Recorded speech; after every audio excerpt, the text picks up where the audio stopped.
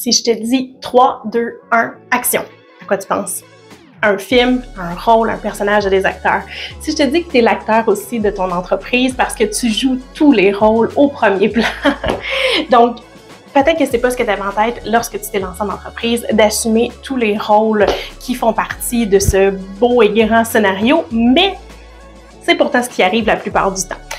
Aujourd'hui, dans la vidéo, je vais te partager les raisons pour lesquelles c'est important de diviser chacun de ces rôles-là, de bien les décortiquer et d'avoir l'impression pratiquement qu'on enlève son chapeau et qu'on en remet un autre avant de changer de rôle dans notre entreprise pour pouvoir diviser ceux-là, même changer une perruque si vous voulez, si ça peut vous permettre de mieux les diviser. Je vais vous présenter les 3 avantages qui font en sorte que de bien séparer chacun de ces rôles qu'on joue auprès de ton entreprise vont vous apporter. Au départ de Vintage, comme dans beaucoup d'entreprises, j'assumais tous les rôles. Donc, la réceptionniste, la CEO, la gestionnaire de contenu, la gestionnaire des opérations, le transport, bref, vous voyez où je voulais en venir, j'étais partout dans mon entreprise. Et évidemment, plus les entreprises prennent de l'ampleur, plus ça prend son envol, moins c'est réaliste d'être là partout. Et c'est d'ailleurs comme ça que Vintage Virtuel est né, parce que j'ai pu assumer ce rôle-là dans les entreprises de mes clients pour pouvoir leur permettre de continuer d'absorber et de se débarrasser de certains rôles qui étaient plus nécessaires pour eux-mêmes d'absorber. Donc, c'est comme ça que Vintage Virtuel est né. La distribution dans nos entreprises change, les acteurs se multiplient, mais évidemment, l'objectif, c'est que le succès ne fasse que grandir. Et je vous présente aussi aujourd'hui les 3 raisons pour lesquelles c'est un avantage de bien décortiquer ces rôles-là dans son entreprise dès maintenant. Donc, l'avantage numéro 1 de voir ses responsabilités et ses tâches dans son entreprise comme un rôle bien distinct, comme un personnage bien distinct, mais l'avantage numéro 1, c'est tout simplement la clarté. Parce qu'à un moment donné, quand tout roule et quand ça va bien, mais qu'on vient à faire du multitask et qu'on est partout à gauche et à droite, on intercepte des petites choses rapidement parce que on assume tous les rôles, bien évidemment, la clarté de chacune de ces étapes-là, la clarté des procédures devient beaucoup plus floue.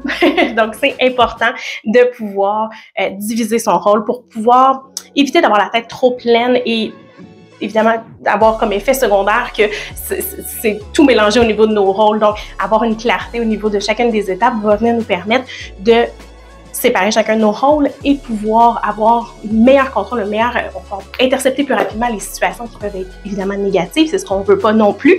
Donc, ça peut éviter aussi tous les suivis d'agenda qui sont « Oh, j'ai oublié, j'avais un rendez-vous, j'étais sur un call en même temps ou j'étais en déplacement en même temps ». C'est un fouillis qui devient un petit peu incontrôlable et c'est ce qu'on veut éviter en s'assurant que chacun de nos rôles dans notre entreprise soit bien divisé. Donc, beaucoup plus de clarté pour s'assurer que nos journées soient plus sereines aussi et évidemment de rester plus productif, qui est toujours l'objectif numéro 1 si on veut que notre entreprise prenne tout son envol. Donc, on sépare bien nos rôles. Donc, si on est la CEO le matin parce qu'on est en préparation de nouveaux projets, on est la CEO. Si dans l'après-midi, on fait de la gestion d'agenda ou de réponse courriel, bien là, on met notre rôle d'adjointe ou d'adjointe administrative. Et après ça, si on tombe dans les ventes, bien, on rencontre des clients, on met notre chapeau de département des ventes. C'est important de les diviser pour garder cette clarté.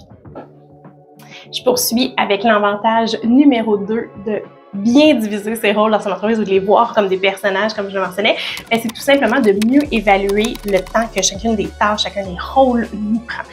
C'est important dans son entreprise quand on veut mesurer sa croissance, pouvoir aussi par la suite savoir où implanter peut-être des ajustements et où travailler, où optimiser les départements de notre entreprise, bien, de se connaître le temps que chacun de ces départements, responsabilités-là nous prennent, devient à ce moment-là un indice très important pour faire ça.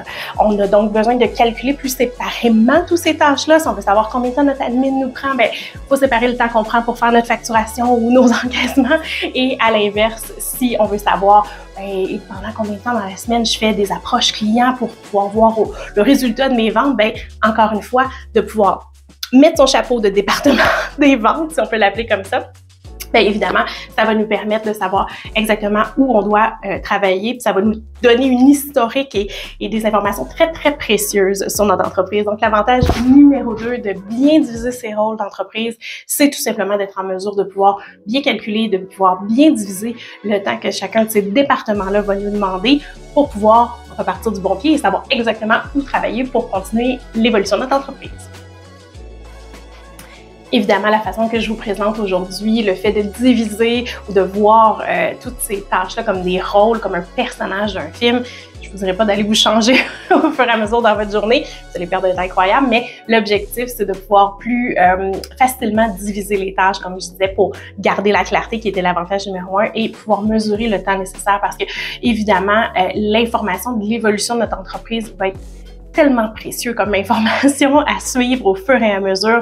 On veut garder la clarté, évidemment, pour pouvoir savoir où travailler rapidement puis d'avoir les informations au niveau du temps de chacun des départements va encore une fois nous permettre de nous aider à grandir et de savoir exactement où mettre le focus dans le futur sur le bon département pour pouvoir faire une grande différence. Donc, c'est comme ça que moi, je peux accompagner aussi mes clients quand on divise les rôles, autant quand personnellement, Vintage prend un rôle dans l'entreprise d'un des clients et quand on regarde ensemble l'optimisation en divisant chacun de ces rôles-là, c'est comme ça qu'on arrive à mettre le doigt au bon département pour pouvoir l'optimiser à ce moment-là.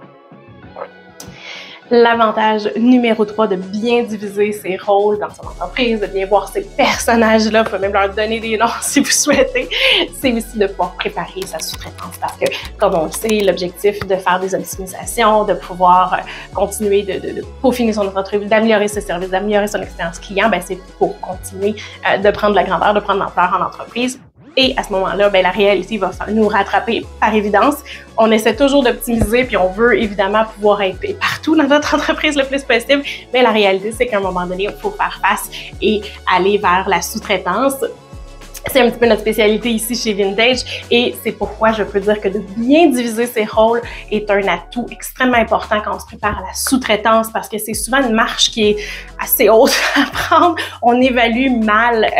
Pour nous, c'est très clair dans notre tête quand on a compris des tâches au fur et à mesure, surtout des tâches qu'on est habitué de faire depuis plusieurs années. Donc, notre routine se prend, c'est très simple pour nous, mais quand vient le temps de l'expliquer, de le montrer à quelqu'un, de préparer une démarche, c'est un petit peu plus lourd que ce qu'on peut voir.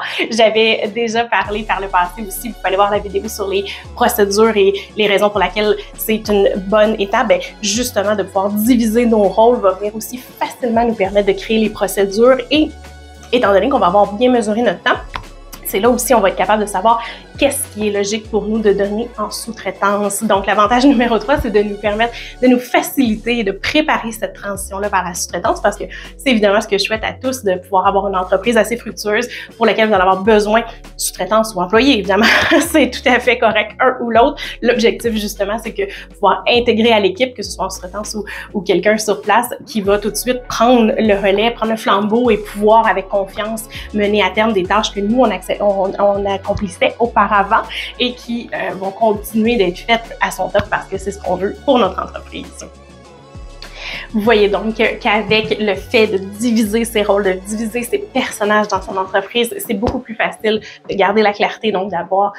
Notre cerveau est toujours un peu fouillis ou en ébullition lorsqu'on est entrepreneur, bien, ça nous permet déjà de mettre beaucoup plus de clarté dans nos tâches, dans nos rôles et ensuite de mesurer nos temps qui nous donne une information qui est hyper importante pour nous. C'est probablement d'ailleurs pour cette raison qu'on peut estimer que c'est très important parce qu'on est employé de mettre nos heures. Ça leur donne déjà à ces entreprises-là qui ont plusieurs entreprises, plusieurs employés, plusieurs départements, l'information de chacun des endroits. Ils ont cette information-là. Donc, il faut le voir au même type pour nous-mêmes parce qu'elle va être vraiment précieuse, cette information-là.